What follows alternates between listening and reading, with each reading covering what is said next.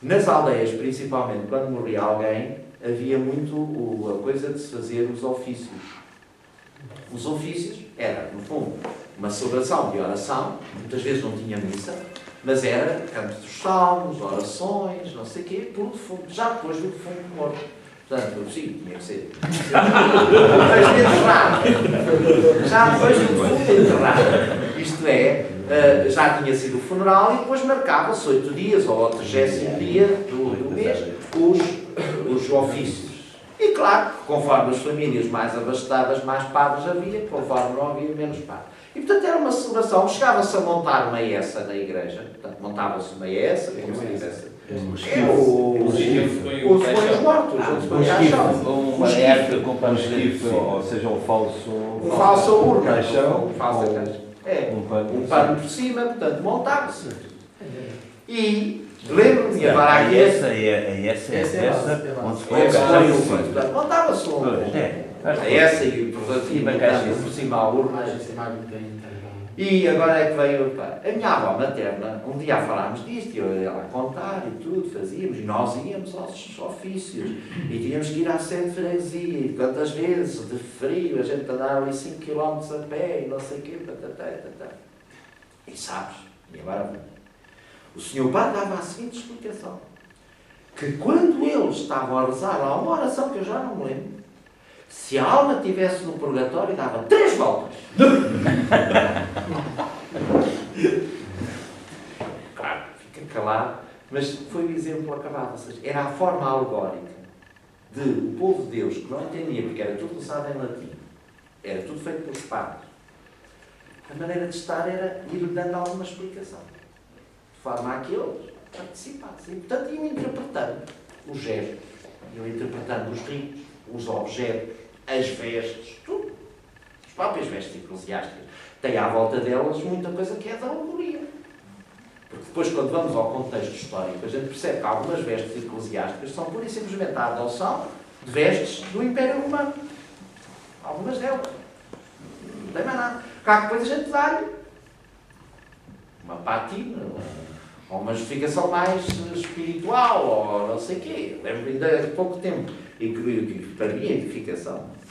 Quando estava em Roma, uma das irmãs do colégio, a explicar-me, e era muito animada, e é muito animada, a explicar, por exemplo, quando fazia uma sutaina para um padre, a explicação toda religiosa, a cruzinha atrás, o triângulo atrás, o Espírito Trindade, não sei o que, disse, mas isso é mesmo assim, quando as irmãs estão a cozer a alva e a fazer as coisas, tem essa simbólica toda. Então não tem, senhor Padre, eu não desmenti, só assim, antes de cozer assim, não precisa ser nada.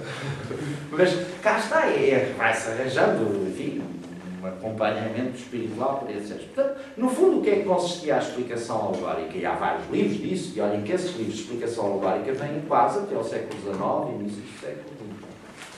E ainda está muito no nosso povo, por exemplo, nas paróquias onde estou.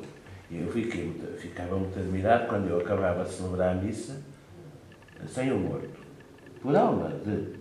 E eles iam rezar os ofícios no fim, para que era aqui. E alguns não vinham à missa, vinham aos ofícios. E lá está o ritmo todo marcado. Claro. E depois há ritmos idênticos. Eu sou-me a lembrar da minha avó, por exemplo, todo o ritual do amassar a broa e o pão. Desde o pôr o lenço branco na cabeça, desde o pôr o avental, aquilo tinha tudo um compasso cristão. Desde no fim, o resto da farinha, fazer o fermento para a próxima. Desde a terceira, não sei quantos, não sei quem, 3 vezes. E depois a pessoa no forno mesmo, não é? A primeira lenha que ia para o forno. Elas tinham uma oração, uma reza. E tinha que ser, não era fagulha qualquer, tinha que ser carqueja e não sei o quê, porque aquilo... Era toda uma envolvência, no fundo era desenvolver todo o gesto e toda a vida com esta dimensão, de facto, espiritual, cristã, da vida, da existência, etc. E, portanto, para vos dizer, e resumindo, explicação alegórica era, no fundo, foi uma reação, aqui chama-se então, do clero, É uma reação do clero para aproximar o povo da celebração. Mas nós esperamos com isso neste momento, ou seja, as pessoas estão na missa e apesar de serem português ou inglês ou o que seja, Sim. todos os gestos neste momento são quase Desconhecidos. E, E portanto, esta explicação alegórica tratava-se, no fundo, de explicar gestos, ritos, vestes, espaços, tudo, para, no fundo, quebrar um bocadinho o fosso que se sentia entre a celebração, o que o sacerdote realizava, e o povo de Deus. O segundo grande movimento na Idade Média tenta obviar a isto, ou seja, o sentir o povo de Deus cada vez mais longe da celebração, foi o que ficou conhecido pelo devocionismo.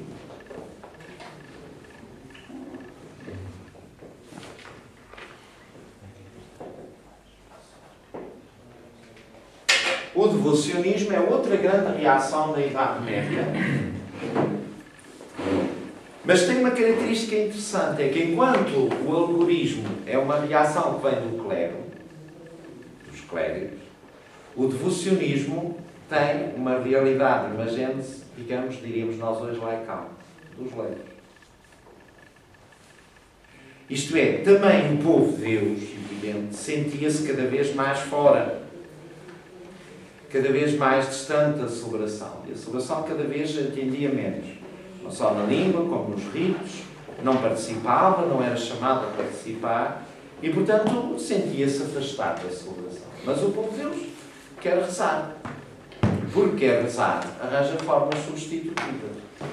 E o devocionismo tem muito a ver com isso. Ou seja, o devocionismo vai ser uma reação laical que tenta, no fundo, superar esse afastamento, substituindo por outras formas de oração e de estar. E é aqui que vai entrar muito as devoções e, acima de tudo, todo um conjunto, digamos, de vida orante estruturada à volta daquilo que ficou conhecido, ou começou, à volta dos ofícios. Isto é, das grandes associações de leigos, de trabalhadores por ofícios. O que é que isto quer dizer? Pelo século XI, XII, começa a surgir na Europa aquilo que nós conhecemos, que é as agregações de homens à volta dos seus ofícios. E começam a surgir aquilo que se chamam olha, a Florença tem isso, os ofícios. Ou seja, os carpinteiros, os latoeiros, os fanqueiros, os douradores, os músicos, os não sei o quê. Ou seja, no fundo, organizações, diríamos nós hoje, profissionais, que se reúnem. E o que é que vai suceder aqui? Vai suceder que elas reúnem-se. Primeiro, querem um padroeiro. E arranjam um santo padroeiro. Segundo, no geral, têm a sua, ou constroem, ou têm a sua igreja.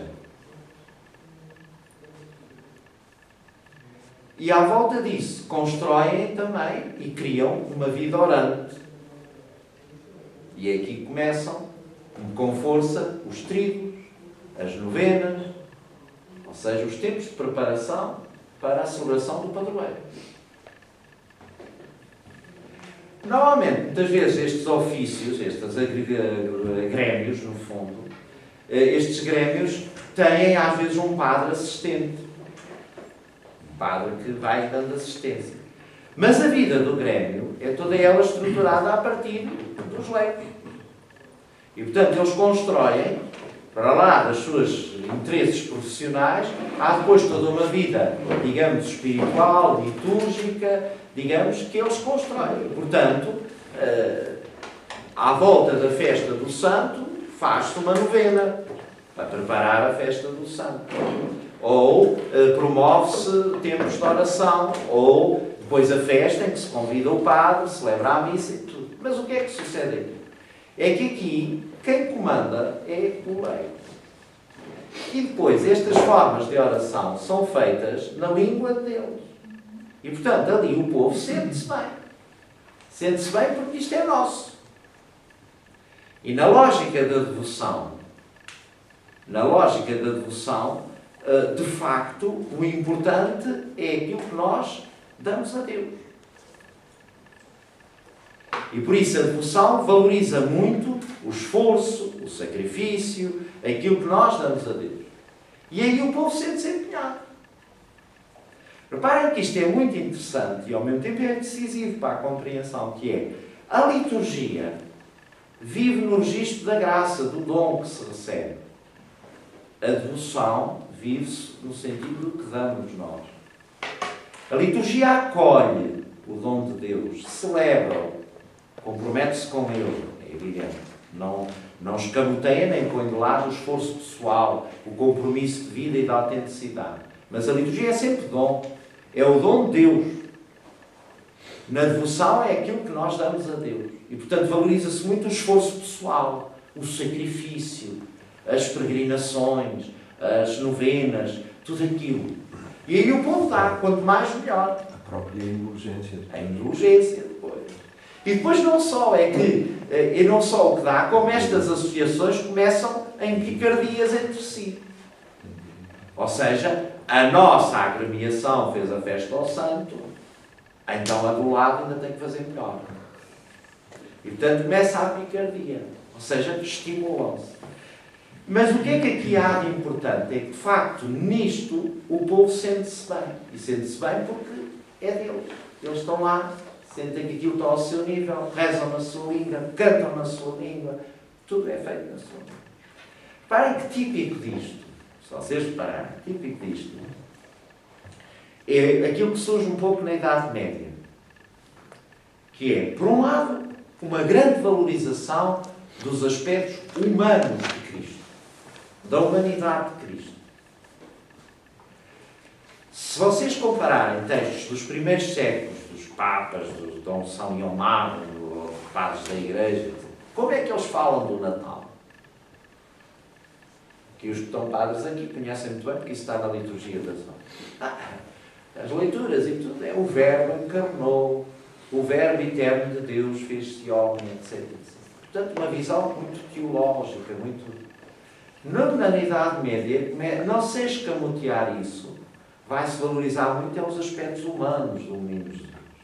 Mas isso, corrijam-me se estiver enganado, mas isso é um contributo sobretudo dos franciscanos, portanto já vai... Sim, os franciscanos vão desenvolver muito mais isto, vai-se divulgar com os franciscanos. Sim. O exemplo desse é o próprio presépio, já século XII para a frente. Exatamente. Século XII para a frente.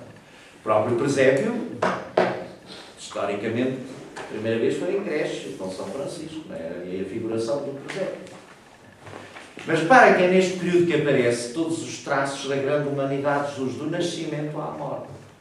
Senhora das Dores, a devoção às 5 chagas, as últimas palavras de Cristo na cruz. Todos estes aspectos muito humanos, porque estes é aqueles com que o povo se identifica. E que sente, ele é um dos nossos. Ele sofre como nós. Ele viveu como nós. E, portanto, este aspecto muito humano, que aproxima, principalmente de Jesus e Maria, aproxima-se muito do povo. E aproxima-se porque se valoriza muito estes aspectos humanos. E como dizia, Natal, nos primeiros séculos, é a encarnação do Verbo. Na Idade Média é o menino Jesus.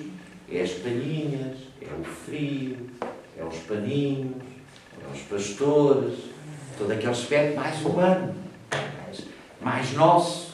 Que se sente que Cristo é dos nossos, que está. É o sofrimento da Virgem Maria. Tudo é muito posto neste registro. Exemplo disto, por exemplo, é o Rosário.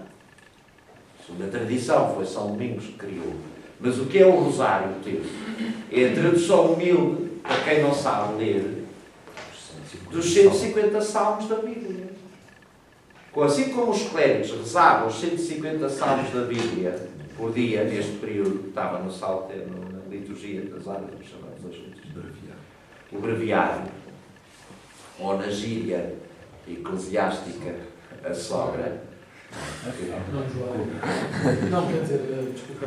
O breviário é o livro das orações do dia, do padre, não é? Da manhã à noite. E, portanto, na gíria dos padres chama-se aquele livro a sogra, que nunca nos larga. Está ali sempre ao lado. Bom, mas isto para dizer, no fundo, o rosário, as 150 Ave-Marias, os 3 terços, era a tradução popular do saltério. Como o povo não sabia ler e não tinha acesso ao saltério, substituía isso com rezar 3 terços, os 150 Ave-Marias.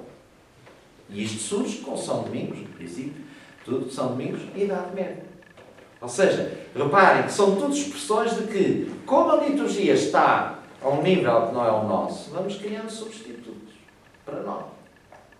Porque o povo quer rezar, o povo sente-se bem a rezar, canta nas suas línguas, tem aqueles cânticos todos devocionais, todos muito emotivos, muitas vezes. E reparem os textos, quando a gente vai ver os textos, vê isso com clareza. Não é? E reparem que a par de uma música que neste período se mantém, um bocadinho o gregoriano, não sabemos muito bem o que era o gregoriano neste período. Não é? O que nós hoje conhecemos do gregoriano é aquilo que, digamos, Guéranger e a Abadia de Solesmes restaurou no século XIX, pensando que era o gregoriano na Idade Média, porque depois, quando se começa a estudar os livros e as notações musicais e aquilo tudo, portanto, nós hoje temos o que se pensa que seria o modo de cantar o gregoriano na Idade Média. Mas, a parte dessa música, surge depois esta música popular, esta música devocional, esta forma que nós hoje ainda temos algumas. Não é? Vejam, no início do século XX até aos anos 60, o que é que se cantava nas nossas celebrações? Eram estes cânticos populares.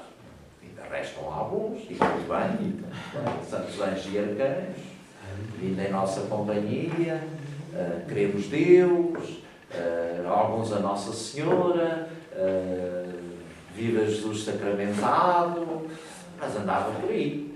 Depois o gregoriano, sim, o gregoriano tinha toda uma tradição, mas as nossas paróquias quase ninguém cantava o gregoriano, não sei, às vezes um padre tinha mais jeito para lá, ia ensaiando um conjunto de pessoas, e as iais ensaiando algumas coisas para a Semana Santa, e lá se cantavam Glória, o Credo, enfim, o Santo, a Agnusei, tal, mas O pai diz isso, só as grandes catedrais e os grandes centros musicais é que mantinham uma vida, digamos, musical assim, de resto estava entregue um bocadinho ao canto. Ora, este é um exemplo da reação laical, isto é, o devocionismo, em que é outra forma orante do povo de Deus, que muitas vezes se apresenta substitutiva da própria liturgia. Substitutiva. E é por isso que nós vemos muitas vezes que, como ali dizia, não vão à missa, mas vão ao ofício.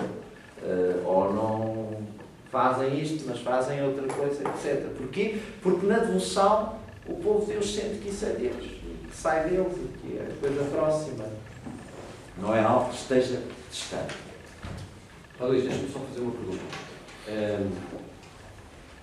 Eu dizia ontem, tenho um bocadinho esta convicção, que foi uma coisa que me ensinou a minha orientadora, que a Igreja anda sempre positiva em positivo, não é? E portanto vai sempre aprendendo com os próprios erros e com os próprios...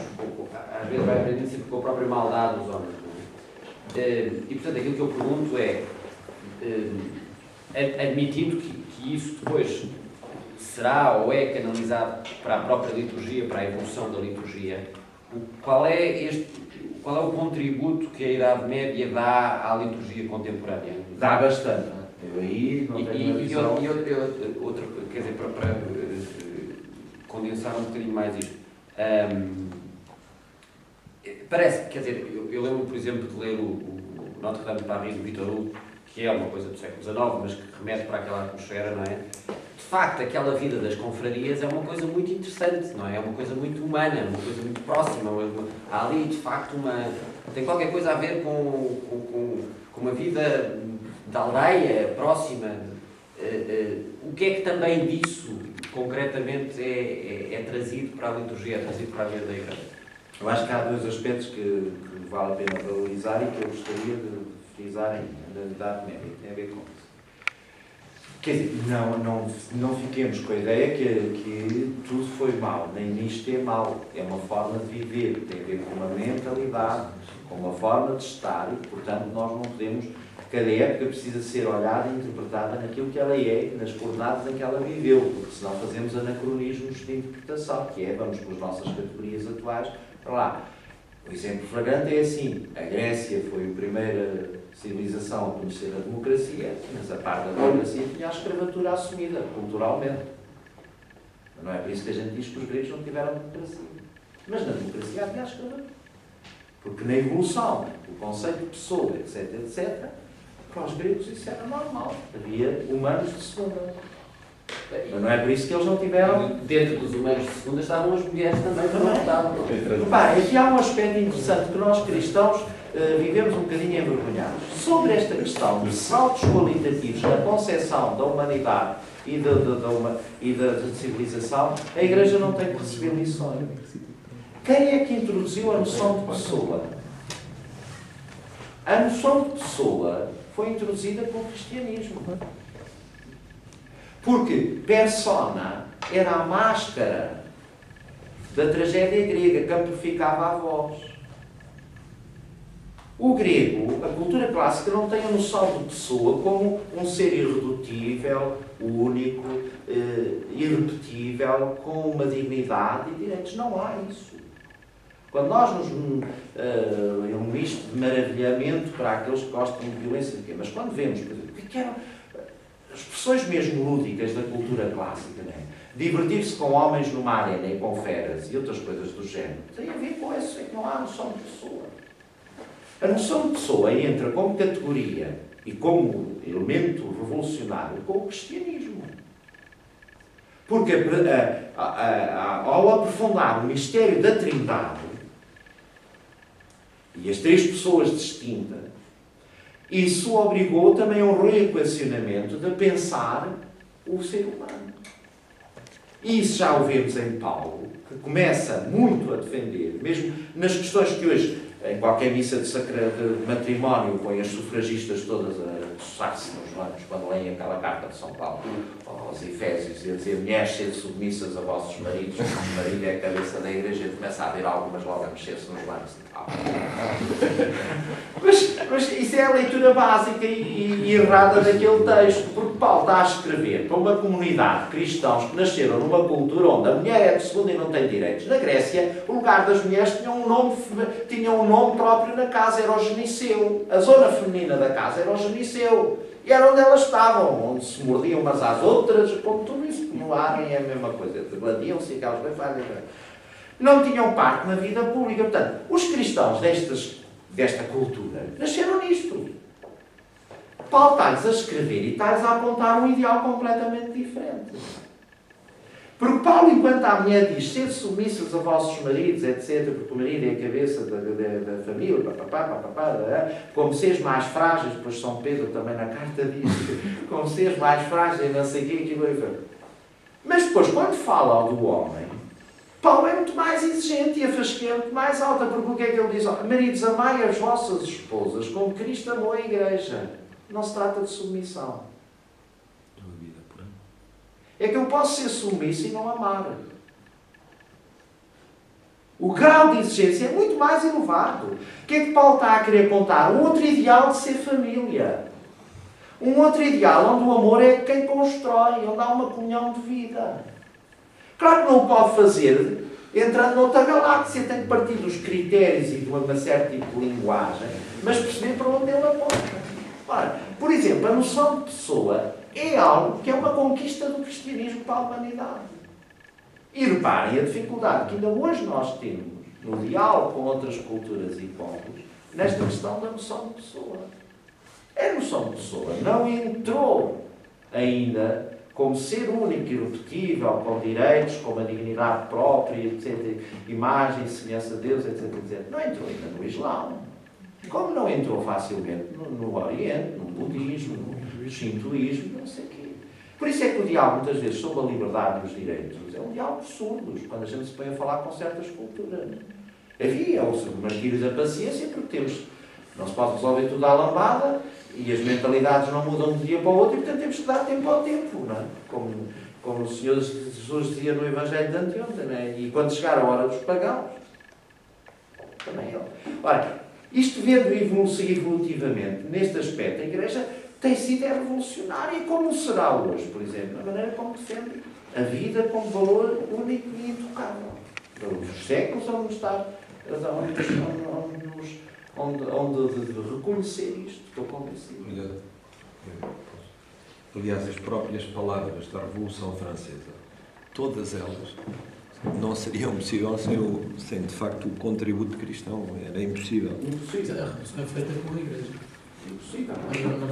Os grandes critérios e conceitos vêm do Evangelho. Não tenho liberdade, responsabilidade, solidariedade, dignidade, tudo isso. Tudo isso. Temos que avançar. Isso? Esse aspecto. Portanto, eu estava a tocar aqui a questão do Pedro. Portanto, estes aspectos não são negativos em si. A Igreja foi evoluindo e foi percebendo. E tira, por exemplo, o aspecto mais convivial, mais da aldeia, mais não sei. Estas associações, este tipo de viver, uma confraria, e fazer a confraria um local de formação, de oração, de testemunho, de fé, etc, etc. Bem, se quisermos, nisto nós temos muito daquilo que será mais tarde a ação católica no século XIX e início do século XX. A ação, inclusive, a importância das paróquias como centro congregador de uma comunidade onde se vive a fé, onde se aprofunda e se celebra a fé, onde as pessoas se conhecem, onde se pratica a caridade, a fraternidade, etc, etc. E tudo isso que depois vem. O próprio conceito de participação foi substituído de assistência. E de assistência. Isso hoje, participar na liturgia e não assistir à liturgia. Isso tem. Por outro lado, há aqui um aspecto que eu não toquei, que ia tocar, que é este. A par disto, de uma certa liturgia fechada sobre si, nós não podemos esquecer alguns aspectos que são fundamentais, ou pelo menos um aspecto que é fundamental na Idade Média, que há, por outro lado, não tanto ao nível litúrgico, mas ao nível teológico, reflexão teológica, é a época das grandes sumas. Isto é, a época das grandes elaborações intelectuais, de sintetização da fé e da explicação da fé. Ou seja, dos grandes tratados teóricos sobre a fé, as sumas de São Tomás, ou a grande reflexão, por exemplo, de Santo Alberto Magno, São Boaventura, e as duas grandes correntes que vão ser muito patentes na Idade Média, não é? Franciscanos, dominicanos. Isto é a Idade Média. Os franciscanos muito acentuando os aspectos humanos, da humanidade de Cristo, da proximidade, etc. Os dominicanos mais teóricos, mais reflexivos, mais... Mas é aqui que se constroem as grandes sumas. É um período também de uma grande sistematização da doutrina com os instrumentos próprios da época. E é evidente que o grande instrumento, a partir do século XII, XIII, é a filosofia aristotélica, que é recuperar. Ou seja, o grande quadro de pensamento de Aristóteles, que tinha ruído, digamos, com a queda do Império Romano e tudo o resto, é redescoberto. E vai ser, digamos, um instrumento filosófico básico que vai servir para explicar, muitas vezes, as verdades da fé. Que São Tomás é um exemplo flagrante de um autor que tem uma estrutura filosófica toda montada no aristotelismo e que depois a aplica à fé cristã e à teorização, digamos, à teologia, à sistematização do pensamento cristão. A explicação, por exemplo, da consagração, da transubstanciação, tudo isto vem deste período da Idade Média. Acidentes. A própria arquitetura vai depois beber disso, não é? É isso que eu ia dizer. E estas grandes elaborações intelectuais, que por um lado também se salientam e cria-se uma mentalidade, de facto, não só da transcendência de Deus, Pá, é um período da Idade Média que não é só a questão das ameaças físicas, das invasões e de não sei o quê. É um período onde o povo também vive muito vivamente e quase diariamente a vida como uma precariedade. Morre-se cedo, há epidemias. E, portanto, há toda uma mentalidade da fragilidade da nossa vida, da nossa existência, e, ao mesmo tempo, de salientar, de facto, a transcendência de Deus. E, de facto, aquela noção de facto, Deus transcendente, Senhor, onipotente, omnisciente, todos aqueles atributos que a teologia dá e não sei o quê. E, ao mesmo tempo, a nossa finitude, a nossa precariedade, a vida breve, sujeitos a tudo. Isto vai ter uma tradução muito importante na arquitetura. E que é o que nós hoje temos nas grandes catedrais. E reparem, a valorização da altura, tudo está virado para o céu. A valorização da altura. E no gótico entra a luz, de maneira belíssima. A luz como elemento que nos põe em contacto com o sagrado, que nos evoca o sagrado, que nos evoca a divindade, etc. Vocês reparem, quando nós entramos por exemplo, a batalha, aquilo não tem muito para que a gente se distraia, mas senta-se. Aquela altura,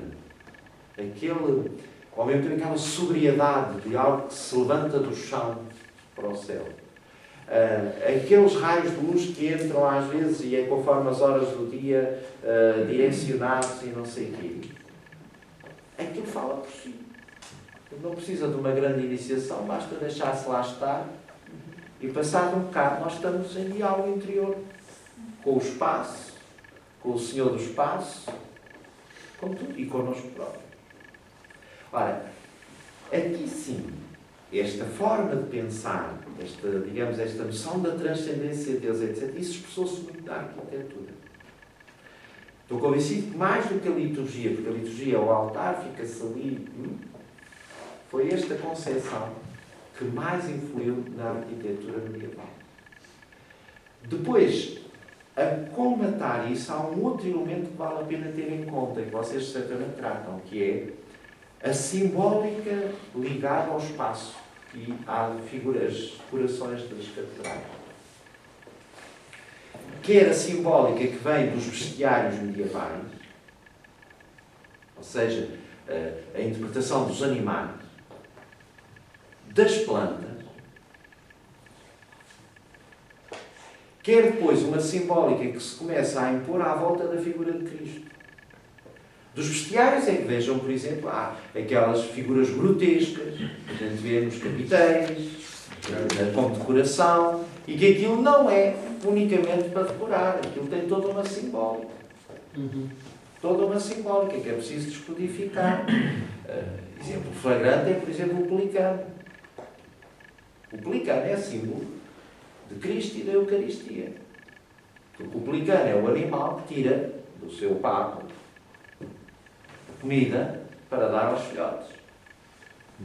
Tal como Cristo. O pelicano no deserto, a certa altura, não havendo comida, tira as suas próprias entranhas para alimentar. Símbolo de Cristo, que nos dá a Ele próprio em alimento, na Eucaristia. Nos dá a Ele próprio em alimento. Portanto, por lado dos animais, vocês têm um livro ótimo, por exemplo, deste período, Santo Isidoro de Sevilha, espanhol, chamadas etimologias. Santo Isidoro tem um livro sobre isto, e os bestiários medievais, todos. Ligado aos animais são um bocadinho também as plantas, hein? As plantas, as folhas. E depois, o terceiro elemento que vos dizia, ligado a Cristo, que aparece muito neste período, nos portais. Nos portais. E a importância da porta e da porta interior. Vejam, Santiago de Compostela é um exemplo flagrante. Que entramos e temos ali o pórtico de entrada. E quem é que pontifica naquele pórtico? A figura de Cristo. E depois é que entramos no pórtico. E reparem as fachadas das grandes catedrais góticas, às vezes, ou o que é que figuram? Ou a Igreja Celeste, e então vemos o Pai, o Espírito, o Filho, Maria, a corte celeste, ou os apóstolos, 12 apóstolos, os pilares da Igreja, etc, etc. Ou seja, tudo aquilo que mais impressiona é que aquilo não é para decorar. Aquilo é a expressão plástica da fé da Igreja. Ou no Senhor Jesus, ou naquilo que ela concebe que é a Igreja e que ali figura. Vocês vejam, por exemplo, ao nível da escultura, é impressionante, eu pessoalmente aprecio muito porque sou sensível a isso, confesso-vos. Uma imagem de Nossa Senhora ou de um Cristo medieval. Reparem que é sempre uma imagem de alguém interiorizado. As imagens de Maria, na Idade Média em geral, estão sentadas, com o menino ao colo, mas então olha para o rosto e há alguém que está interiorizado. Há ali uma vida interior. E a gente entra na vida interior daquele. Não é uma escultura exuberante para fora. Não é sequer uma escultura... Não. Um Cristo da Idade Média. Mas a gente fica... Tudo isto muda com o Renascimento. O Renascimento vai tudo para fora. A exterioridade, a humanidade, a corporeidade, tudo aquilo vem para fora. Para que isso, por exemplo, ao nível ainda da estatuária na Idade Média, vê-se, por exemplo, a própria estatuária dos túmulos. De um rei, de uma rainha, de um nobre, de não sei o quê. Reparem que nunca há a preocupação no geral de que a estátua ou o esculpido do rosto seja a tradução fidedigna do morto. Ou seja, o que está ali esculpido não é um retrato do morto. Normalmente, o rosto dos homens ou das mulheres, nesses casos, representa muito mais a concepção e a imagem que a época tinha do rosto de Cristo e de Maria do que do próprio defunto. E por isso é que vocês veem que na estatuária medieval, o próprio, quando está esculpido sobre o túmulo, o rosto é sempre uma interioridade, que não tem a ver com querer retratar os traços fisionómicos do morto, que tem a ver com essa concepção. Na Sé temos dois túmulos que representam muito bem isso, que não são de reis, nem nada, e que representam muito bem isso. A gente olha para aquilo e aquele rosto é de uma interioridade, de uma vida interior, que não tem nada a ver. Mesmo na batalha, quando a gente vai lá aos túmulos de Pedro e Inês, apesar de tudo, apesar de tudo, não tem isso. Apesar de tudo. Bom, este, digamos, é um panorama grande, mas chamar a vossa atenção para isto. Portanto, esta noção da transcendência traduziu-se muito na arquitetura medieval, na altura, nas grandes catedrais. E é outro diálogo. Porquê? Porque é muito valorizado neste período, de facto,